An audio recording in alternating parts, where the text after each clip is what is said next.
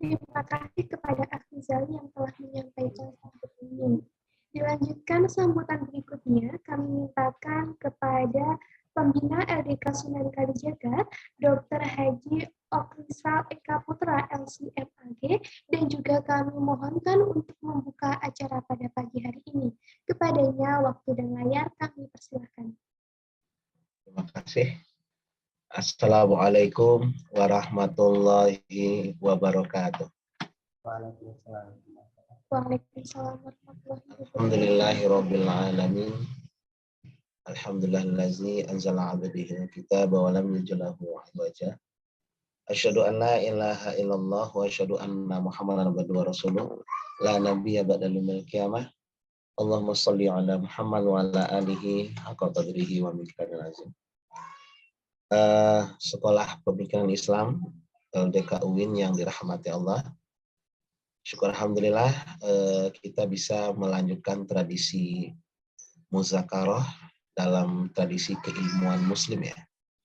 Mungkin yang sudah banyak ditinggalkan. Muzakarah ini merupakan bentuk diskusi para ulama-ulama dulu dalam menggali ilmu-ilmu keislaman. Ya.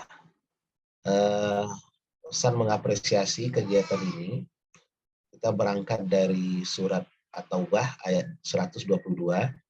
Bismillahirrahmanirrahim. Wa ma kana mu'minuna liyunfiru kafatan falawla nafaru min kulli firqatin minhum ta'ifatun liyatafaqahu fid-din wa yunziru qaumahum idza raja'u ilaihim lam yahzaru. Ya, tidak pantas semua orang beriman itu semuanya ke medan perang. Ada sebagian kelompok yang tafakuh fiddin. Kita ingat ketika Sofyan Sauri mendapatkan surat dari temannya yang berjihad bahwa mengapain tidak ikut berjihad. Dipikirnya jihad itu juga tinggi. Dibalas oleh Sofyan Sauri bahwa apa yang saya lakukan bisa jadi lebih baik daripada Anda lakukan. Sofyan Sauri tetap tafakuh fiddin dan muzakarah ini dipertahankan terus. Jadi ini bagian daripada jihad kita juga mempertahankan agama Allah. Apalagi isu yang kita angkat ini adalah ghazul fikr, bahwa banyak subhat-subhat muncul oleh dari kaum kafirin wal munafikin, orang daripada Islam. Munculnya subhat-subhat tentang tentang akidah, tentang syariah, bahkan tentang Quran sendiri pun yang mereka serang habis-habisan gitu. Oleh subhat-subhat yang dikirim oleh orang-orang liberalisme gitu. Ini yang harus kita berikan jawaban gitu. Harus kita berikan jawaban oleh kita. Sebab orang barat itu karena memang keilmuannya muncul dari titik sekularisme, berusaha memisahkan agama dari kehidupan, akhirnya agama itu menjadi salah satu subbagian saja.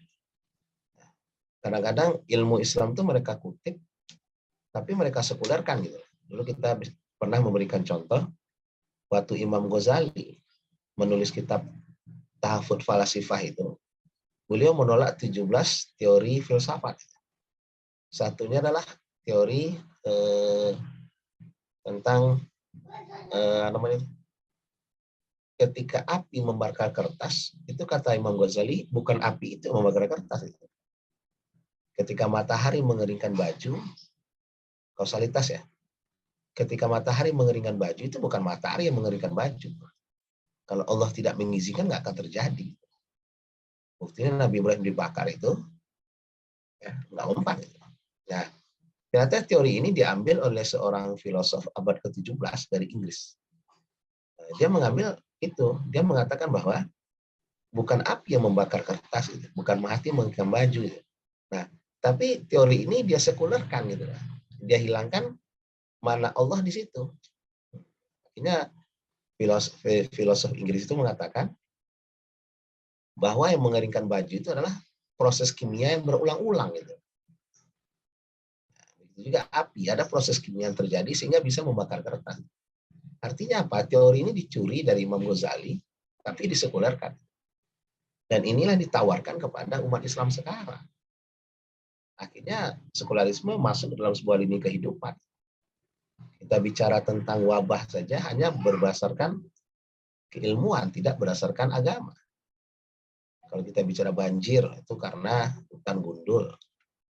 Kita bicara gempa karena lempengan bumi. Bahkan kita bicara wabah karena virus. Pernah nggak kita berpikir, kalau Allah tidak izinkan ini terjadi, tidak akan pernah terjadi. Akhirnya musibah apapun tidak menambah iman, tidak menambah takwa. Karena kita sekuler. Nah, makanya Ustadz apresiasi sekolah ini, sekolah pemikiran Islam ini, bagaimana kita menjawab syubhat-syubhat yang diberikan di tengah-tengah pemikiran Islam, di tengah-tengah umat Islam, ya. Karena ini orang pemikiran ya, yang diserang tuh orang berpikir gitu loh. Berarti kampus gitu. Kalau orang kampung beda lagi sesatnya itu. Dia sesatnya paling Ahmadiyah, Syiah. Sebab orang kampung tuh nggak berpikir. Gitu. Yang berpikir itu orang kampus. Makanya syubhat ini lebih banyak disebar di daerah-daerah kampus.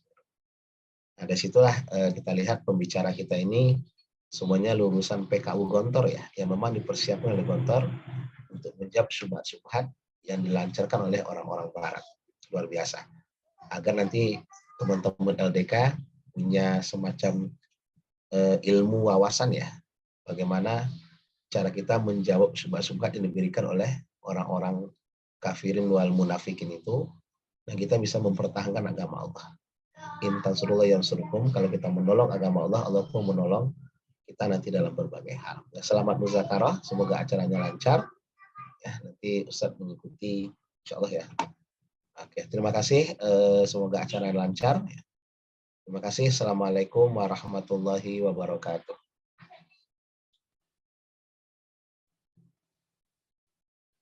Waalaikumsalam warahmatullahi wabarakatuh. Waalaikumsalam warahmatullahi wabarakatuh. Terima kasih kepada Ustadz Rizal yang telah menyampaikan sambutannya. Hadirin yang berbahagia, memasuki acara selanjutnya, yakni acara yang sangat kita nanti-nantikan, yakni penyampaian terkait dari materi dengan tema tradisi kajian Islam Barat yang akan disampaikan oleh Ustadz Anton Ismunanto MPDI. Kepada Ustadz Anton, apakah sudah terhubung dalam ruangan? Sudah. Ya.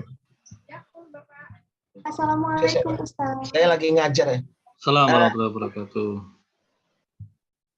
Sayang, Ina. Bagaimana Ustadz? Sudah. Suara saya sudah terdengar? Alhamdulillah Ustadz. Bagaimana kabarnya Ustadz? Alhamdulillah baik, sehat.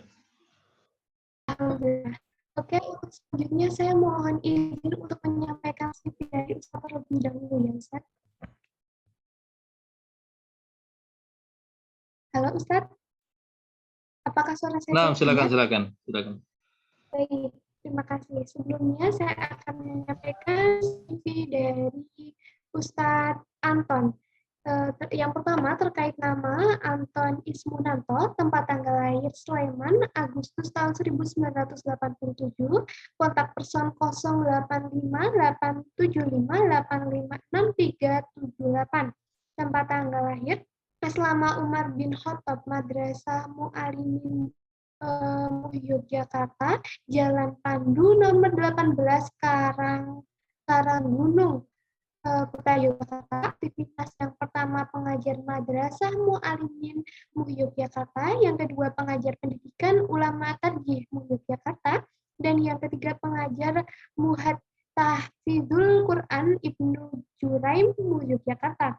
Kemudian untuk pendidikan, yang pertama TK Kusuma 2, Yadara Berbasi Yogyakarta, Ponpes Al Hasan Muntilan Jawa Tengah, SD Muhammadiyah Condong Catut Yogyakarta, SMPN 5 Yogyakarta, MAN 2 Yogyakarta, kemudian Ma'had Ali bin Abi Thalib UNY, kemudian Ma'had Data Taruna Al-Quran Yogyakarta, PAI FAI UMS Surakarta, kemudian Departemen Dakwah dan Usuluddin Mediu Malaysia, kemudian PKU Unida Gontor, dan selanjutnya PPI, PPS UIL Sunan Kalijaga, dan juga IIC USD Yogyakarta.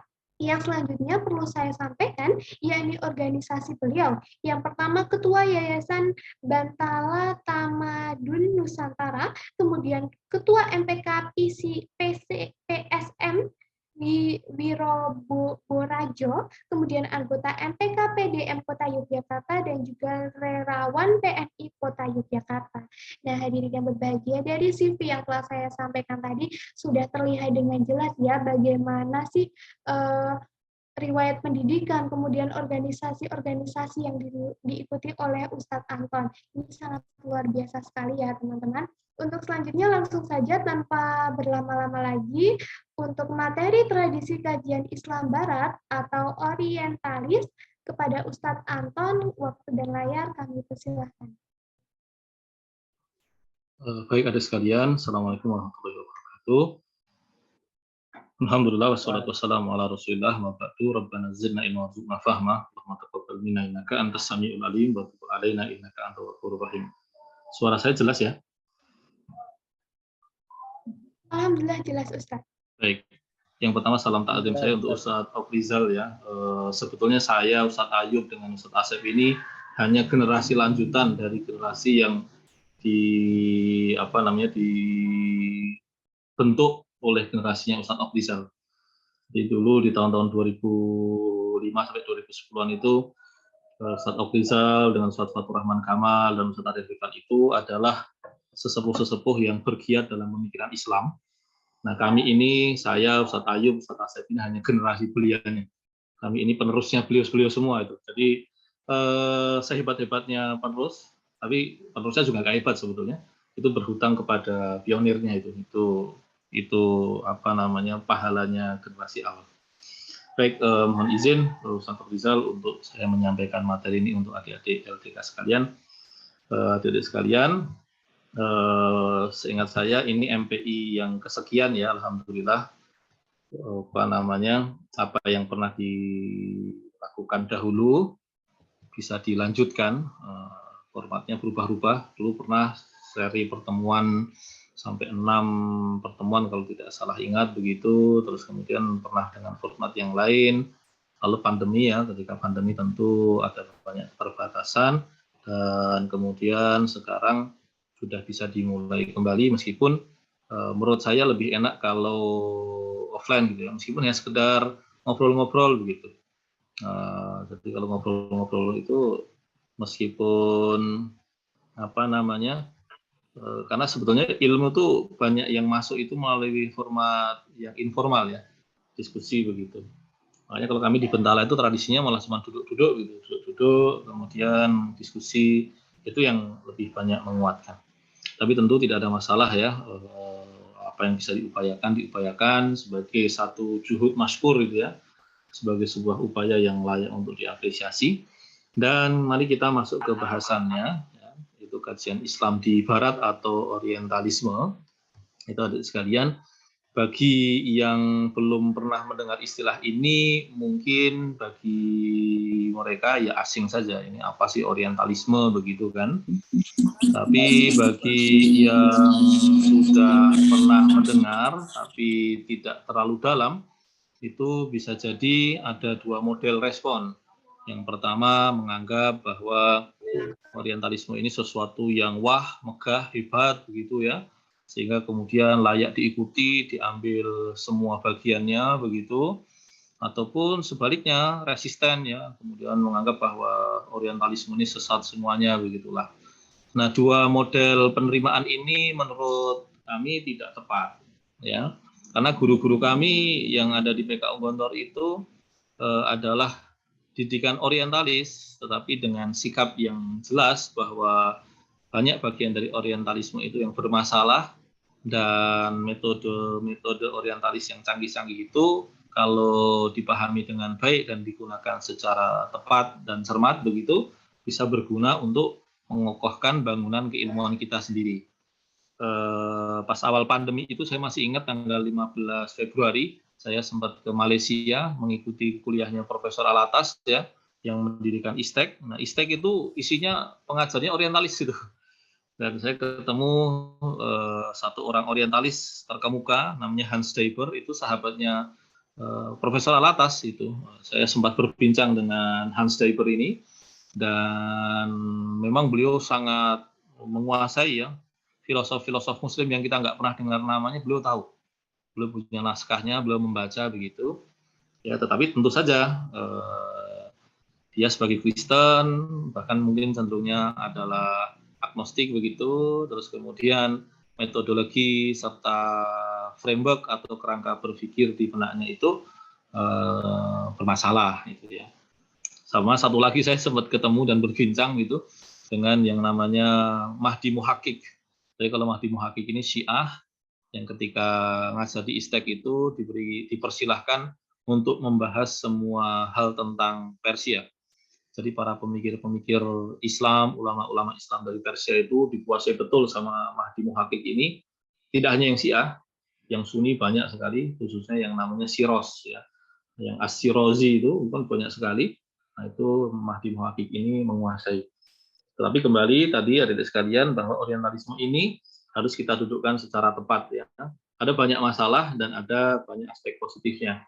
Nah, tentu prinsip dasarnya adalah kita mengambil yang positif sembari menghindari yang negatif.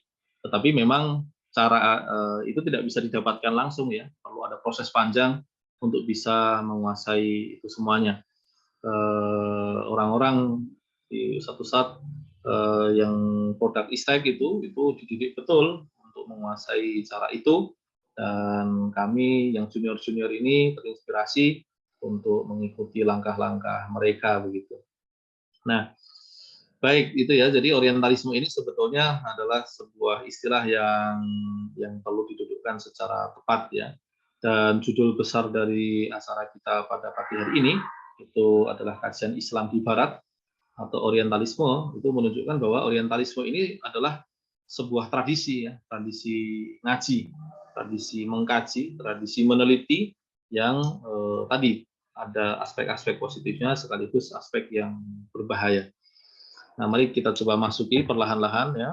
Kita uraikan dahulu beberapa definisi yang ada di dalamnya. Sebentar, nah ini dia. Kita mulai dahulu dari makna Islam ya. Islam ini adalah objek kajian orientalisme atau salah satu objek kajian terpenting dari orientalisme. Nah, Islam itu apa? Ya, kita sebagai Muslim harus punya pandangan yang tepat. Ya, jadi kalau berhadapan dengan orientalis ini ada prinsip yang harus kita tegakkan, yaitu adalah kita harus kenal betul agama kita dan tradisi intelektual kita, serta perlu untuk saat yang sama mengenali mereka dan tradisi intelektual mereka. Jangan sampai kebalik-balik begitu ya. Kalau kita cuma tahu Islam, yaitu kalau untuk kepentingan pribadi bagus, hanya rentan untuk terpengaruh oleh metode, model berpikir, kerangka kerja atau framework dari orientalis. Sebaliknya, kalau taunya orientalis lebih banyak dibandingkan Islamnya, biasanya dia nggak punya kebanggaan diri, nggak punya izah begitu ya, tidak punya muru'ah begitu, sehingga kemudian dianggap bahwa Islam itu cemen, Islam itu simple, Islam itu hanya doktrin, tidak punya kecanggihan nalar begitu, lalu menganggap bahwa semua yang berasal dari tradisi orientalis itu hebat, canggih, dan bisa dipakai. Padahal kenyataannya nggak begitu. Tradisi ulama kita itu canggih. Ya, tradisi ulama kita itu tidak hanya sekedar berguna untuk membuat kita paham. Lebih dari itu, tradisi ulama kita itu menuntun kita menjadi Muslim yang baik.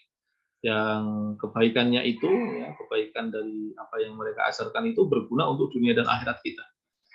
Sementara orientalisme itu, ya, andaikan punya aspek-aspek positif begitu, sejauh-jauhnya aspek positif dari orientalisme itu tidak mungkin mengantarkan kita kepada keselamatan di akhirat.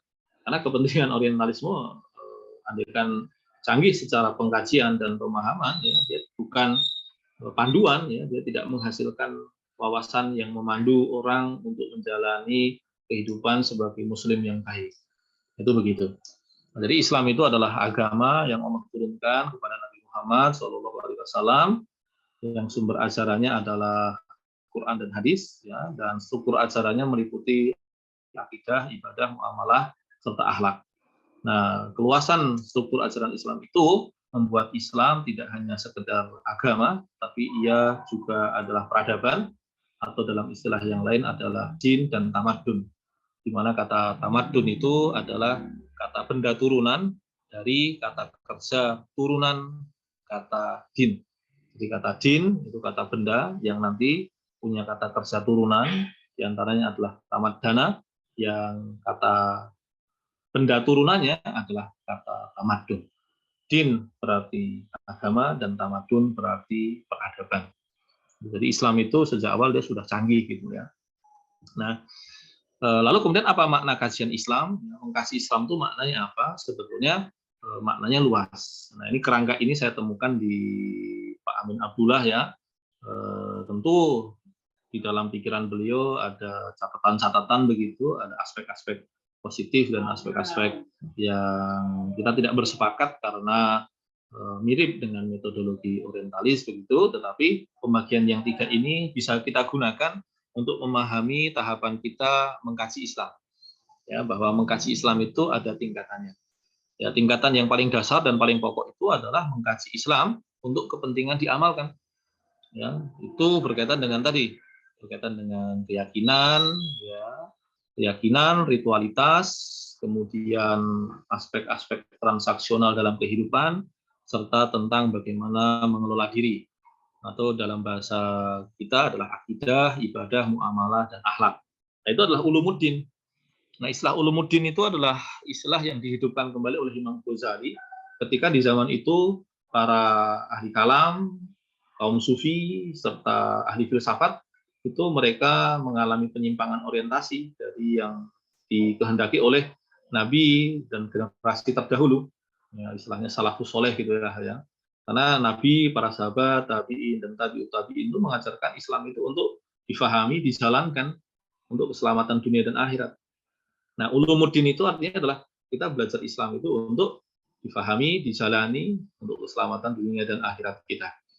Nah, kalau untuk kepentingan pengamalan itu nggak banyak yang perlu kita pelajari. Akidah yang benar, ibadah yang benar, ya, muamalah yang baik, akhlak yang baik itu sudah cukup. Gitu. Tapi di tingkat yang lebih tinggi ada yang namanya fikir Islami atau pemikiran Islam.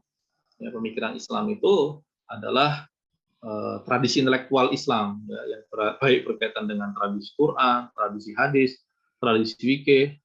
Berikut turunannya ya, usul fikih, ya, ilmu Quran, ilmu hadis, usul fikih, maqasid, qawaid begitu, termasuk kalam, ya, termasuk mistisisme atau sufisme gitu ya. Itu belum nanti yang lebih turunan lagi seperti siasah ya, politik Islam, ekonomi Islam dan sebagainya dan sebagainya. Nah, kita akan menyadari bahwa Islam itu punya tradisi intelektual yang kuat, kokoh, ya, luas ya. Nah, di antara buku yang cukup bagus itu adalah buku, nah ini sayangnya Muslim yang pandangannya lurus begitu, itu yang berbahasa Indonesia ya, itu belum ada. Tapi kalau yang berbahasa Arab dan Inggris sebetulnya sudah banyak. Kalau yang berbahasa Inggris yang dari framework yang baik, yang benar itu adalah Islamic Scientific Tradition in History. Itu ya, itu karangannya Alparslan Asigen, itu gurunya Ustadz Hamid Fahmi ya.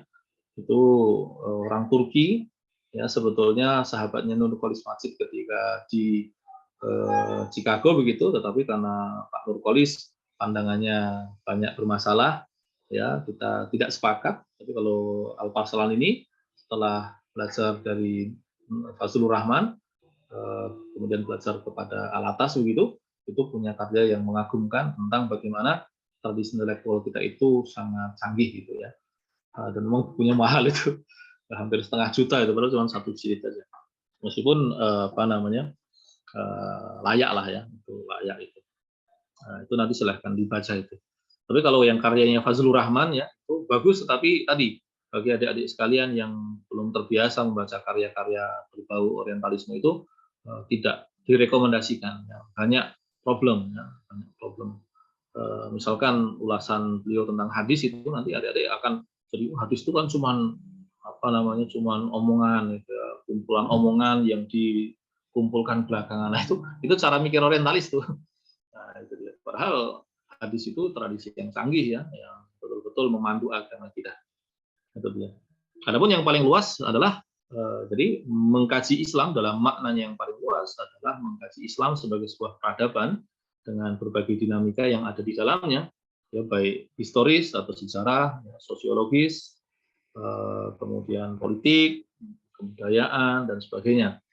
Itu kadang disebut juga dengan firasah Islamiyah, yang terjemah letter luck-nya ya studi Islam atau kajian Islam gitu. Nah, kalau sudah kaitannya dengan firasah Islamiyah ini, nah inilah yang kemudian tadi kepentingannya tidak lagi seperti yang pertama dan kedua. Firasah Islamiyah itu kadang-kadang cuma pengen tahu, atau bahkan kadang-kadang bukan hanya sekedar pengen tahu, tapi punya kepentingan untuk mencari celah begitu ya, mencari celah. Ya, jadi kalau dan ini gaya orientalis. Ya, tetapi kalau kita bisa mengambilnya sebetulnya bisa juga untuk dipakai sebaliknya ya, untuk meneguhkan cara pandang yang tepat tentang Islam, tentang peradaban Islam, tentang kebesaran peradaban Islam. Karena kalau kita mau jujur ya, adik-adik sekalian, orientalis itu kebanyakannya bermasalah, kita sudah tahu lah ya. Tetapi ada juga orientalis-orientalis yang kita berhutang kepada mereka. Ya, mereka menunjukkan kepada kita bahwa peradaban kita itu besar sekali. Ulama kita itu mungkin karena fokusnya kepada kesalihan, pada kebenaran, pada kelurusan begitu ya. Mereka itu ketika mengajarkan Islam itu ya yang benar saja. Dan kemudian tidak begitu tertarik untuk bicara tentang aspek-aspek peradaban Islam yang megah-megah gitu ya, seperti bangunan, tradisi intelektual dan sebagainya begitu. Nah, yang begitu tuh malah orientalis. Orientalis itu malah yang menunjukkan kepada kita bahwa ternyata para penguasa Islam itu banyak yang membiayai besar-besaran penelitian, bahwa Islam itu punya pusat-pusat riset yang besar. Nah, itu malah orientalis yang begitu. Nah, itu aspek positifnya. Karena dia melacak sejarah, sosial, politik, dan sebagainya. Nah, itu ya. Jadi, dalam makna sempit, Islam itu kita kasih untuk amal, untuk hidup, untuk kebenaran, untuk menjadi panduan kehidupan agar kita mati sebagai muslim. Untuk perluasan wawasan kita belajar pikir Islami begitu. Tapi dalam maknanya yang paling luas, di istilah kita nanti bisa berbeda arah begitu. Kalau kita mengkaji Islam sebagai peradaban, itu bisa kita pakai untuk menegaskan ya tentang kebesaran peradaban kita dan memproyeksikan peradaban Islam ke depan begitu.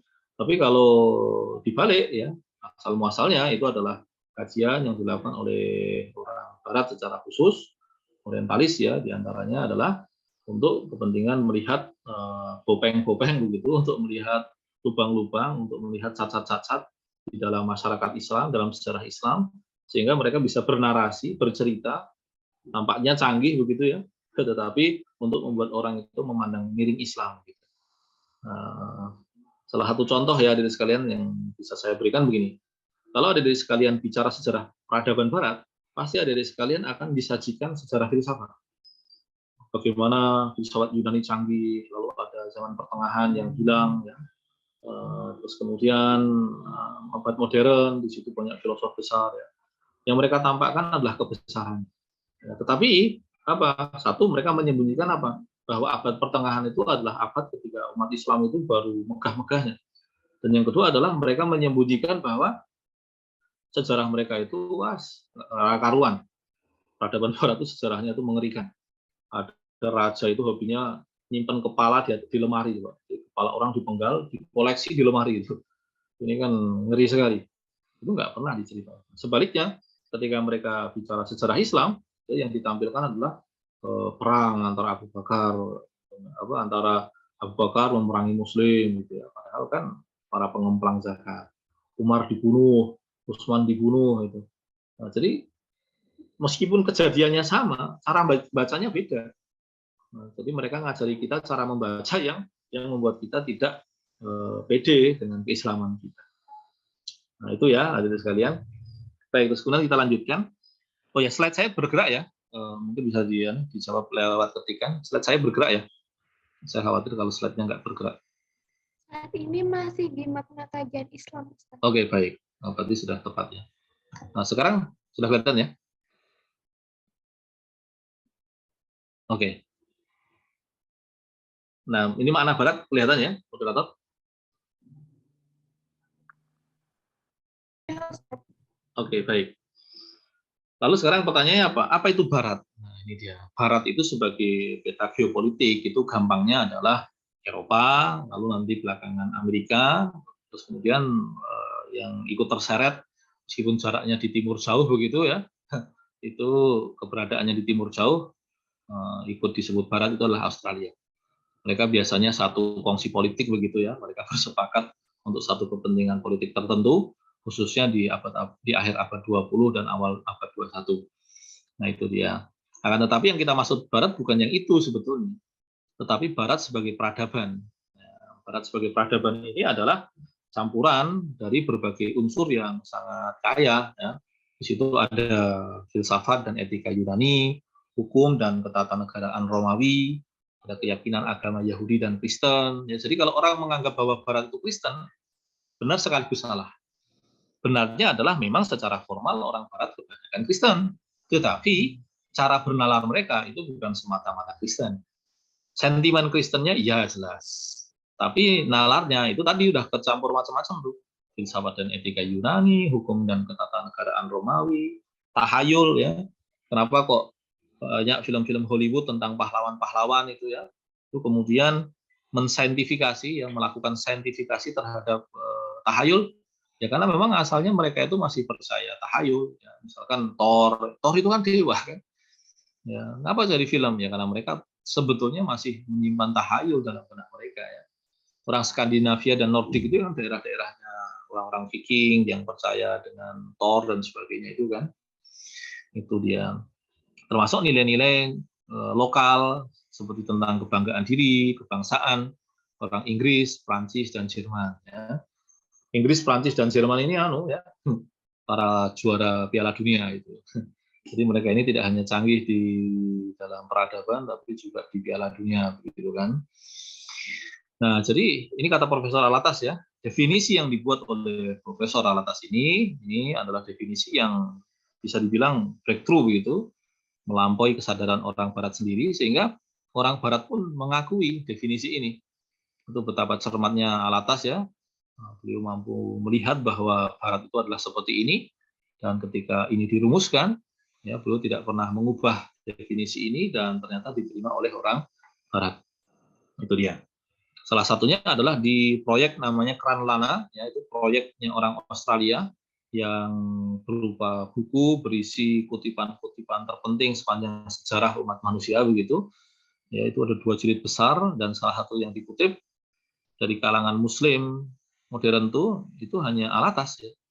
Jadi Alatas saja pemikir Muslim modern yang dikutip oleh Kranlana tersebut, dan definisi atau kutipan yang diambil dari Alatas itu hanya ini, definisi tentang apa itu Barat.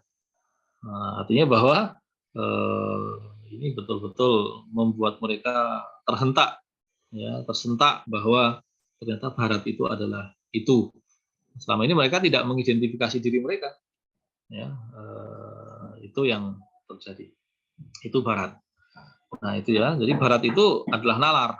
Barat sebagai wilayah itu ya di situ ada Muslim juga, ada Muslim yang solih, ada Muslim yang nggak solih ya, itu apa namanya sangat beragam gitu ya. Tetapi sebagai sebuah penalaran, sebagai sebuah cara pandang yang nantinya akan mempengaruhi orientalisme, itu dibentuk oleh banyak hal, yaitu Yunani, ya Romawi, yaitu filsafatnya Yunani, hukum ketatanegaraan Romawi, keyakinan agama juga ada tuh Yahudi dan Kristen dan sebagainya. Itu Barat. Nah, terus kemudian apa itu orientalisme? Ya, kata orient ini adalah kata dalam bahasa Inggris yang diserap dari bahasa Latin yang berarti timur. Kulon itulah ya. Timur itu wetan itu ya, timur itu orient. Nah, ketika menjadi kata sifat, dia menjadi oriental. Nah, misalkan, oh ini rumahnya gaya oriental, wajahnya wajah oriental, makanannya khas oriental itu ya. Oriental itu apa? Ya, oriental itu bagi orang Eropa adalah negeri-negeri timur yang disebut dengan oriental ya. Itu adalah negeri-negeri timur ya, baik timur dekat itu seperti Turki, ya, kemudian Timur Tengah. Timur Tengah itu istilah Barat, ya. Kalau orang Asia nyebutnya Asia Barat sebetulnya. Nah, Timur Tengah itu istilahnya orang Barat. Nah, itu dia. Kalau tadi orang Asia nyebutnya Asia Barat, ya. Terus kemudian ada Timur Jauh, ya, jadi Near East, kemudian ada Middle East, ya, sama Far East, gitu ya. Timur Dekat, Timur Tengah, dan Timur Jauh. Itu cara orang Barat menilai orang yang tidak berkulit putih seperti mereka, ya, mereka nyebutnya kulit berwarna atau kulit gelap begitu, atau sekali lah mereka itu. Nah itu termasuk nanti apa yang ada di dalam masyarakat itu, ya, misalkan makanan, ya, makan Oriental, pakaian gaya Oriental, bangunan gaya Oriental. Nah itu istilah yang dibuat oleh ini orientalis ini atau orang Barat secara umum lah, ya, itu. Adapun ketika dia diimbuhi kata isme, ya, dia adalah cara pandang.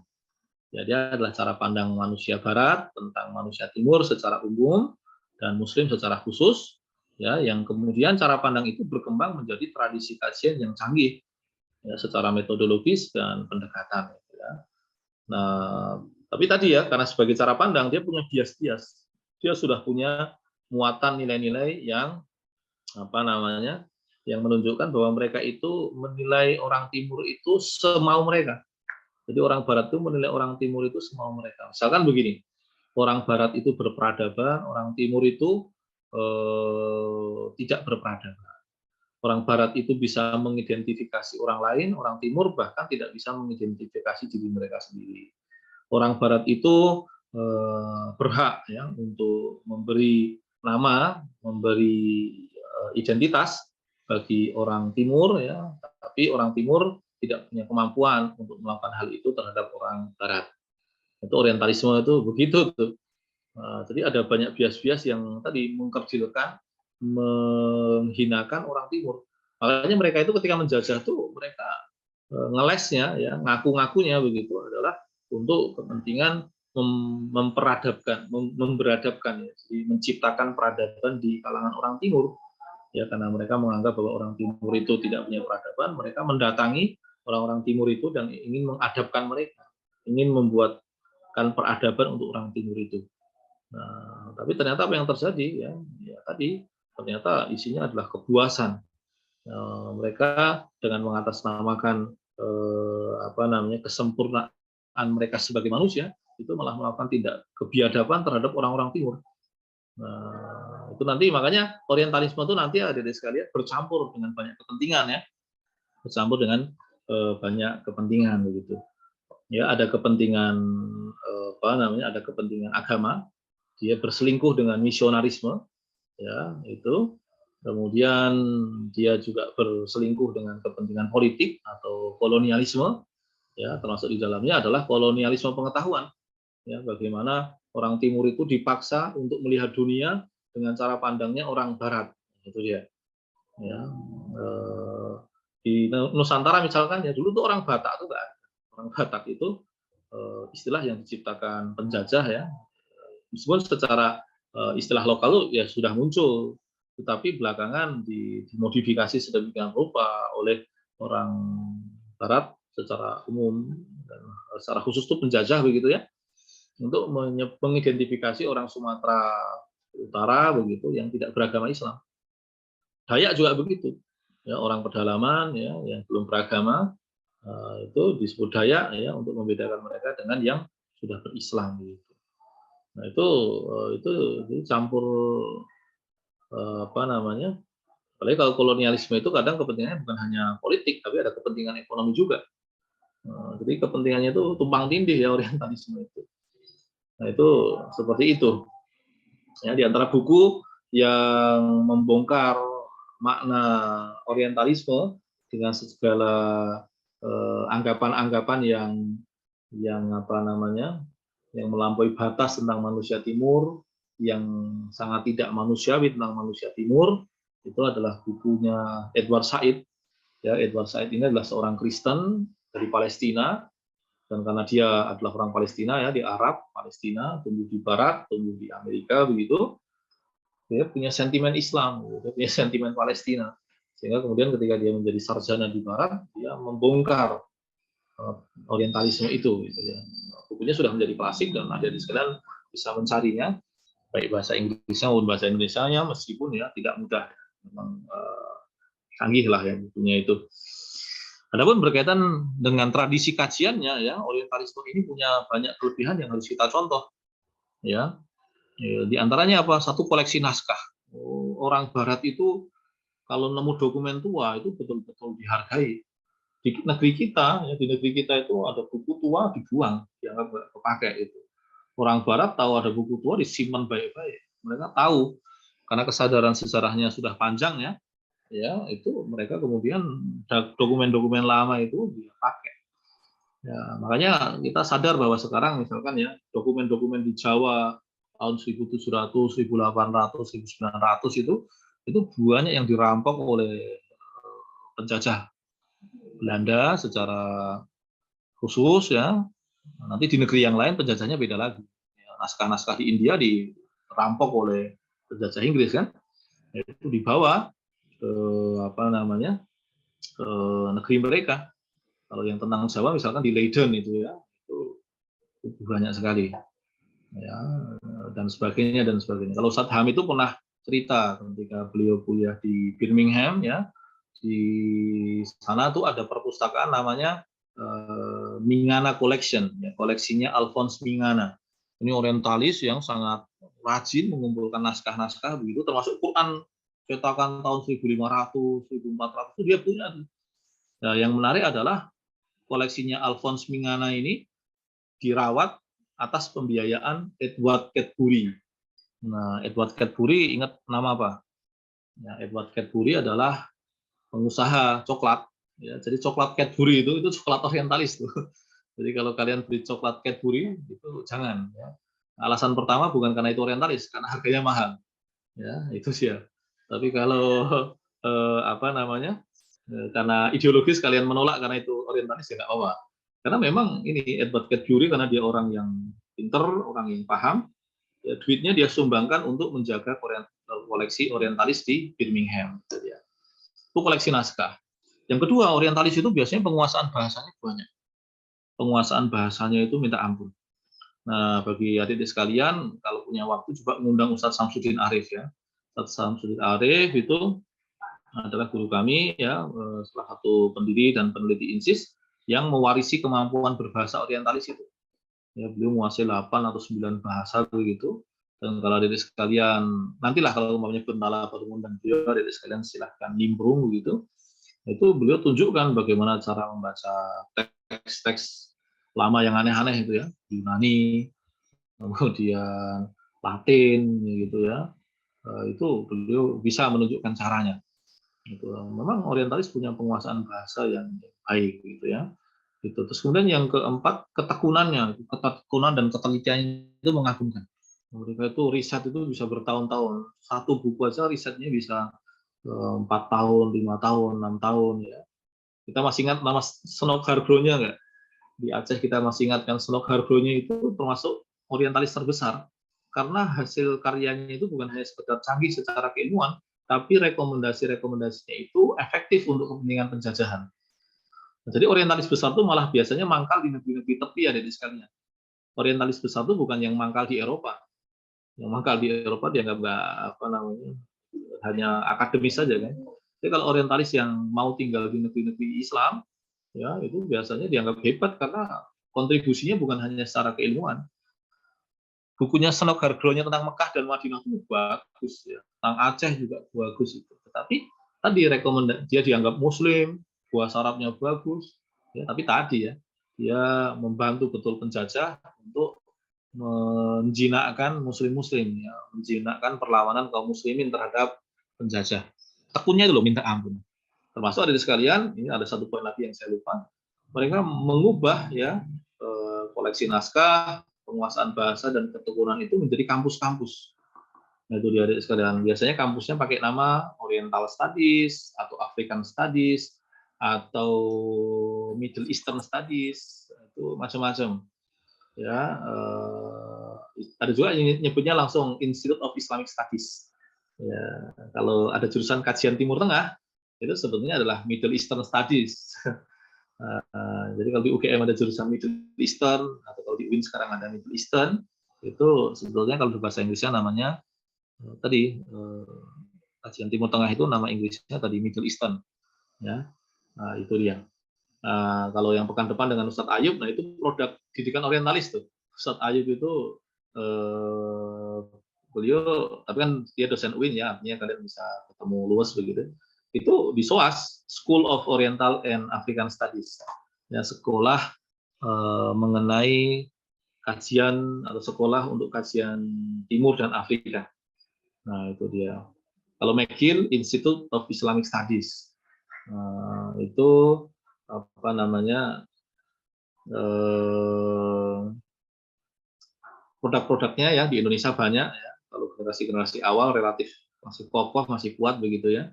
Ada Pak Kafrawi, ya, ada bahkan Pak Rashidi pernah ngajar di sana ya. Nah itu yang mendirikan orientalis namanya Wilfred Canwell Smith itu. Jadi kampus-kampus itu. Jadi naskah-naskah dikumpulkan, dibiayai dengan penelitian yang tekun, penguasaan bahasa yang baik, jadi kampus. Ya, itu di Chicago, di Birmingham, di Cambridge, Inggris tuh termasuk yang punya banyak. Nah, termasuk Jerman nanti juga iya. Nah itu ada sekalian ya. Sejarahnya bagaimana? Nah ada pemikir Barat namanya Thomas Wright begitu, dia mengatakan bahwa kesadaran tentang orang Barat Kristen tentang ya, kesadaran orang Barat Kristen tentang Islam itu ada, itu kata dia ya, itu sejak pasukan gajah menyerang Ka'bah. Nah, jadi kan sebetulnya itu kan ceritanya itu agak lucu ya. Orang Arab ini, khususnya orang-orang Arab Quraisy begitu ya, itu kan punya satu situs yang sangat dibanggakan, namanya adalah Baitul Atiq atau kita sebut juga dengan Ka'bah. Nah, Ka'bah itu adalah situs ziarah yang sangat berharga pada masanya, yang meskipun Mekah itu dikelilingi oleh bukit-bukit terjal begitu, orang-orang rela untuk melakukan perjalanan untuk berziarah ke Ka'bah tersebut. Kan begitu. Nah, di selatannya, di negeri Yaman, itu ada orang Kristen mendirikan gereja besar, ya, namanya Abroha. Nah, Abroha ini sebetulnya adalah jenderal militer yang mengkudeta tuannya sendiri.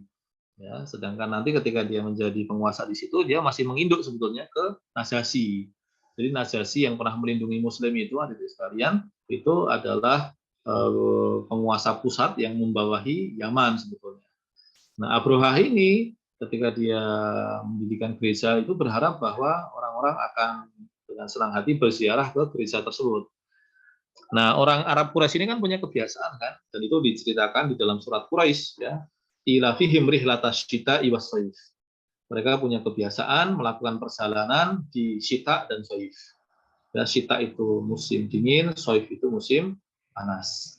Ya, di musim dingin mereka ke Yaman, musim panas mereka ke Syam. Nah, gitu. Nah, ketika mereka ke Yaman itu lihat gereja begitu tuh, mereka iseng tuh, kurang ajar tuh. Dia olesi gerejanya itu, tembok gerejanya itu dengan kotoran binatang gitulah ya. Nggak tahu gimana ceritanya, entah tertangkap CCTV apa bagaimana begitu, ngamuklah si Abroha itu. Ketika dia ngamuk, dia membawa pasukan, di antara perlengkapannya adalah gajah. Nah, orang Arab Quraisy ini kan nggak pernah lihat gajah. Sementara orang Yaman ini dapat gajah itu dikapalkan dari Yaman, dari Ethiopia, dari Abyssinia atau dari Habasyah ke Yaman, karena dia kan jarak lautnya kan dekat. Dan orang itu kalau mau ke Yaman lebih enak lewat Afrika dibandingkan lewat tepi Arab yang terjal gitu. Nah, ketika gajahnya dibawa mau menghancurkan Ka'bah itu orang-orang Arab Quraisy memilih lari. Kenapa? Karena mereka nggak punya pengalaman bertempur melawan gajah. Itu kan kayak orang Jawa ngadepin tank itu kan pusing juga kan. Mereka milih lari. Di antara orang yang berani menghadapi ya simbahnya Nabi Muhammad, yaitu Abdul Muthalib. Nah itu dia. Terjadilah apa yang terjadi. Nah, kan kemudian mereka dibinasakan kan. Nah itu kata Thomas Wright itu melahirkan satu kesadaran tentang bangsa Arab gitu ya. Yang nantinya kemudian ternyata 40 tahun setelah hari itu muncul seorang nabi yang dianggap membahayakan bagi kepentingan Kristen. Nah, ya, makanya kemudian para pendeta-pendeta Kristen yang hatinya kotor ya, itu di tahun-tahun 650, tahun 700, hanya beberapa puluh tahun lah setelah Nabi Muhammad meninggal, itu sudah punya benih-benih orientalisme tuh. Mereka menganggap bahwa Muhammad tuh nabi palsu, Kristen palsu, pembawa wahyu palsu. Itu terasa sekali. Ya, itu dia. Akan tetapi orientalisme secara penamaan itu baru muncul di abad ke-18. Jadi sekarang itu kata kamus Oxford ya. Jadi penamaan orientalisme itu baru di abad ke-18. Nah, itu tadi ya. Nah, setelah itu sebagai sebuah lembaga begitu ya. Jadi pengkajian terhadap Islam secara serius itu sebetulnya kompleks ya. Itu tidak lepas dari keberadaan Islam di Andalusia. Ya, keberadaan Islam di Andalusia yang sekarang menjadi Spanyol dan Portugis itu membuat orang-orang Barat, ya, orang-orang Eropa mengenal Islam. Mereka belajar Islam begitu dengan berbagai macam kerumitannya. Ya, sembari mereka memilah dan memilih, mengambil yang mereka inginkan, terpengaruh pada bagian-bagian yang mereka inginkan. Ya, pendeta-pendeta itu banyak yang terpengaruh oleh Islam di masa-masa itu. Nah, lalu kemudian ketika pengaruh Islam di Eropa itu menguat, ya, para tokoh-tokoh Kristen, pemuka agama Kristen itu banyak yang mulai khawatir terhadap hilangnya kekuasaan mereka. Maka kemudian Paus Urbanus itu merekomendasikan, menggelorakan, begitu ya, memprovokasi orang-orang Kristen yang selama ini bertengkar di antara mereka karena beda kerajaan begitu, untuk mengkonsolidasikan kekuatan ya, dan digerakkan untuk merebut kembali Yerusalem. Nah, tapi ternyata tidak semua pasukan, tidak semua orang Kristen itu setuju. Ya, ada juga yang memilih kemudian daripada kita memerangi orang Islam, mending mempelajari Islam aja. Nah, itu juga benih yang lain dari orientalisme. Ya, itu di abad-abad ke-12, 13, itu seperti itu. Tapi memang nantinya ketika Konstantinopel itu berhasil direbut oleh Al-Fatih begitu ya, dari sekalian, itu ternyata mempercepat kesadaran orang Kristen untuk menghadapi Islam secara lebih serius.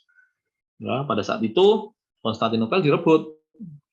Di saat yang sama Muslim di Andalusia itu sudah melemah. Akhirnya mereka dibunuhi, diusir ya. Makanya unik tuh Spanyol dan Portugis itu. Ya, Islam tuh hilang seperti tanpa jejak. Nah, itu sampai sekarang kebencian pada Islam itu luar biasa sekali ya. Itu dia. Padahal di banyak tempat Islam itu bisa bertahan meskipun diusir. Nah, itu dia. Nah, disitulah kemudian singkat cerita muncul orang-orang yang mengkasih Islam. Nah, di abad ke-16 atau 1500-an, 1500-an itu ya beberapa saat setelah Konstantinopel direbut dan Muslim di Andalusia diusir ya, serta Columbus ya mulai berkapal mencari benua baru itu, ya itu orientalisme menjadi lebih giat, lebih sistematis ya. Tetapi sentimennya masih sangat agama. Ya, sentimennya masih sangat agama. Yang ingin menegaskan bahwa tadi Islam itu agama penyembah berhala, Muhammad itu penipu, Muhammad itu pedofil, itu kurang ajar semua lah. Itu dia. Nah, di abad 17-18 itu formatnya sedikit berbeda, meskipun sentimennya sama, tetapi mereka belajar Timur secara umum dan Barat dan Islam secara khusus itu lebih tenanan, lebih telaten, dan mulai mengkaji aspek-aspek canggih dari peradaban Islam yang kemudian nanti berguna untuk kemodernan mereka. Ya, jadi misalkan bagaimana René Descartes itu ya, orang yang dianggap sebagai pembuka gerbang kemodernan, itu dia banyak membaca karya Imam Ghazali, ya, banyak mengutip karya Imam Ghazali, kemudian tadi disebutkan oleh Ustaz Rizal ya, memodifikasi banyak teori-teori menjadi sekuler. Nah, itu Hamdi Zarzuk, ya, mantan Menteri Agama Mesir, beliau S3 di Munchen, ya, beliau menemukan di perpustakaan Leipzig itu Al-Munqidh Minad Dolalnya Imam Ghazali yang merupakan koleksinya René Descartes dan sudah dicoret-coret banyak itu. Itu seperti itu. Nah, baru nanti lebih ekstrim lagi ya di abad ke-19 dan awal abad 20 ketika orientalisme itu jelas-jelas tidak lagi ilmu, ya, tidak lagi agama dan ilmu, tetapi sudah bercampur dengan kepentingan politik dan penjajahan.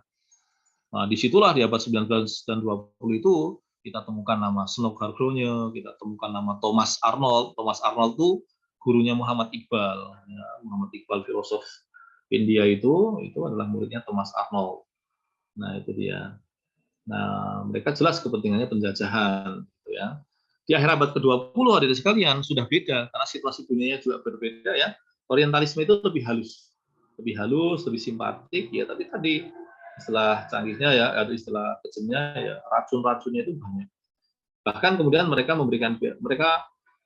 mengkaji itu hadirin sekalian itu mulai banyak punya murid-murid dari kalangan umat Islam, ya, orang-orang Mesir, orang-orang India, orang-orang Indonesia yang diajak belajar di Barat itu ya, di kampus McGill itu dulu, McGill dan Leiden itu ya, itu seperti proyek yang besar-besaran gitu ya. Adapun di abad 21 itu sudah berubah lagi. Yang sekarang orientalis yang sekarang itu sudah berubah coraknya jauh. Bahkan ada yang mengatakan bahwa yang disebut orientalis itu sudah tidak ada secara personal karena karakternya sudah beda. Ya, ahli-ahli sekarang itu sudah tidak lagi menguasai banyak bahasa seperti dulu, tidak punya bias-bias yang ekstrim seperti dulu, begitu ya. Ada yang mengatakan begitu, ya itu dia. Oke, terus kemudian, oh ini mohon maaf tadi belum tak buat sembari lalu saja gitu kayak coret-coret. Nah, bidang kajian orientalisme itu apa? Banyak ada sekalian ya. Ada yang mengkaji teologi Islam, ya, yang mengkaji teologi Islam itu seperti Montgomery Ward, ya, Montgomery Ward itu tapi orientalis belakangan sebetulnya. Itu mengkaji teologi. Lalu ada yang mengkaji Quran, ya. Mereka ingin membuktikan bahwa Quran itu palsu, bahwa kodifikasinya itu cacat, ya, banyak kemasukan data-data asing, ya. Itu obsesinya orientalis Quran tuh begitu. Ada apa namanya? Siapa saya lupa tuh. Ada Wansbrook, ya, ada Luxemburg. Nah, itu orang-orang orientalis Quran. Orientalis hadis, ya, orientalis hadis ada orang-orang kayak Yosef Shah itu ya. Oh, maaf, dalam fikih. Dalam fikih itu ada Goldziher, ada Yosef Shah. Meskipun Yosef Shah ini pernah dikalahkan ketika debat oleh Pak Rashidi. Ya, jadi kita di Jogja ini punya tokoh hebat, tokoh Muhammadiyah, ya, tokoh Dewan Dakwah, ya, Menteri Agama pertama, orang Kota Gede, itu namanya Pak Rashidi. Nah, itu didikan orientalis, didikan filosof Barat, tetapi keislamannya bagus begitu, buku-bukunya banyak membela Islam, ya, yang pernah berdebat langsung dengan Yosef Shah di McGill dan dikatakan menang. Ya, yang mengatakan menang itu adalah Izutsu. Izutsu itu adalah orang Jepang yang menguasai 30 bahasa, yang banyak menulis tentang Quran dan banyak membela Islam tapi nggak mau masuk Islam. Ya Abu Tholibnya zaman sekarang gitulah ya. Itu dia. Itu yang terjadi. Tadi Yosef Shah itu dalam fikih. Lalu dalam hadis ada Harald Moski.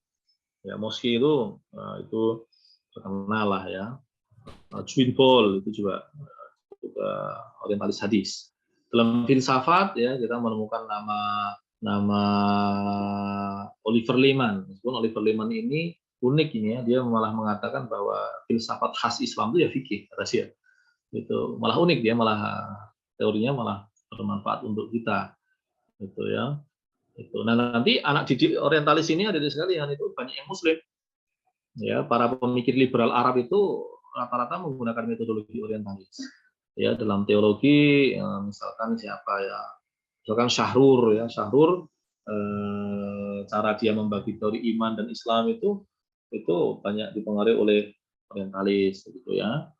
Lalu dalam bidang fikih ya, misalkan fikih siapa ya, saya nggak ingat. Ya mungkin teorinya Syahrur itu juga bermasalah.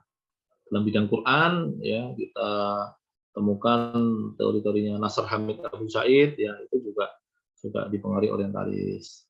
Dalam hadis ya misalkan kita ingat Fazlur Rahman ya, cara Fazlur Rahman mendudukkan hadis itu gayanya orientalis sekali. Nah itu terus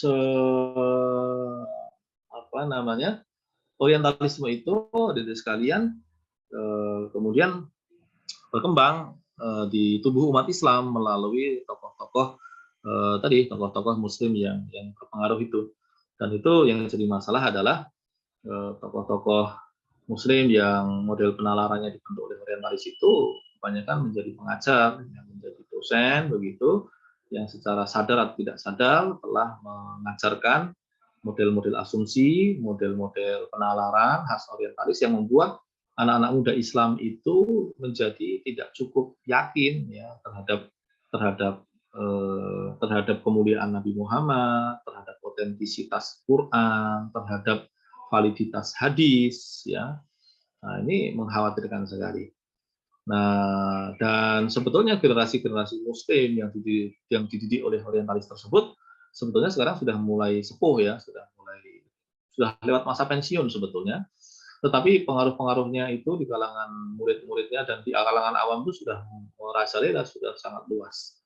Dan kemudian di sisi yang lain saya menemukan dan berhusnudzon bahwa sekarang muncul generasi-generasi muda Muslim yang baru ya, yang mereka itu tahu metodologi orientalis, tahu problemnya, tahu bagaimana mengambil jarak, ya, terus kemudian menggunakannya untuk kepentingan Islam, ya, dan mereka itu punya komitmen keislaman. Meskipun belum ideal, tetapi mereka sudah ada di arah yang berbeda, sudah ada di gerak yang berbeda dibandingkan generasi pendahulunya. Nah, adik sekalian, mungkin itu ya sekedar ya ringan-ringan saja, sekedar penyampaian yang sifatnya simpel begitu, enggak yang ribet-ribet ya. Semoga memberikan gambaran awal bagi kalian dan bisa dikembangkan dengan membaca buku-buku yang lebih serius, yang lebih lanjut begitu. Mungkin itu yang bisa saya sampaikan, mungkin bisa kita tajamkan dengan berdiskusi. Barakallahu li wa lakum wa sallallahu ala nabiyina Muhammad. Assalamualaikum warahmatullahi wabarakatuh. Waalaikumsalam warahmatullahi wabarakatuh. Terima kasih Ustaz atas penyampaian materi yang sangat luar biasa. Tentunya ini sangat menambah wawasan dan juga pemahaman kita terkait apa sih itu orientalisme, Ustaz. Nah, ini untuk selanjutnya adalah sesi diskusi dan juga tanya jawab. Jadi kepada teman-teman yang ingin menanyakan atau lebih memperdalam materi terkait dengan orientalisme yang telah disampaikan Ustaz tadi, bisa langsung ditanyakan dengan cara raise hand, kemudian nanti saya persilakan berbicara, atau boleh juga dengan menuliskan pertanyaan di kolom komentar. Silakan teman-teman.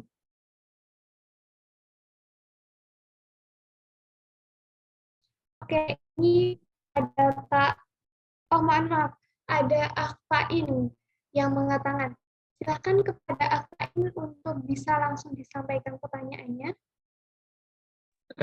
Bismillahirrahmanirrahim. Assalamualaikum warahmatullahi wabarakatuh. Izin bertanya sebelumnya, lebih minta kesaran aja sih, maksudnya saat. Jadi selama ini saya udah di UIN ya, dari tahun 2019. Dari 2019 itu saya memasuki fakultas yang istilahnya bersinggungan dengan hal-hal yang tidak sesuai dengan ajaran Islam seperti itu. Mulai dari bagaimana mulai dari anak-anaknya sendiri itu tidak memiliki semangat untuk istilahnya berdakwah seperti itu. Dan istilahnya mereka tuh hanya condong untuk orientalisnya itu untuk kerja aja seperti itu, untuk kuliah itu. Kemudian bahkan saya istilahnya saya itu kan background saya itu kan sekolah di pondok yang istilahnya telah mengajarkan ilmu-ilmu yang ada di timur seperti itu. Kemudian di UIN, dan di UIN itu sendiri saya tuh memiliki banyak orang-orang di fakultas saya khususnya gitu. Fakultas saya itu yang dimana fakultas saya tuh ketika saya ingin memasuki organisasi yang lurus itu bahkan istilahnya banyak yang mengecam kayak gitu. Kalau misalkan saya mau masuk organisasi satunya malah di eksternal seperti itu. Satunya lagi malah ejek-ejek sama dosen seperti itu. Mungkin untuk Ustadz Anton gitu.